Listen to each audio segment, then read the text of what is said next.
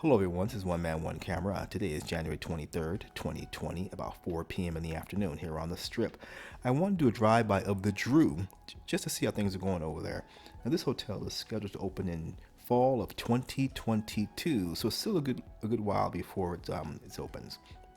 So I won't be coming by here once a month, maybe every 2 or 3 or 4 months. I'll come by here to see how things are going until we get closer to the opening date. Now this place is supposed to have 3,780 rooms, 67 stories high, and they're also going to have 6,012 parking slots. And I wonder if parking is going to be free. All right. So like I said, quick video, just a bit of a ride by. I don't think I ever made a solo Drew video before, and I wanted to get one done. So here we are. So just kick back, relax, enjoy the sounds, and enjoy the view. Thanks for watching, and I'll talk to you guys again real soon. Good day.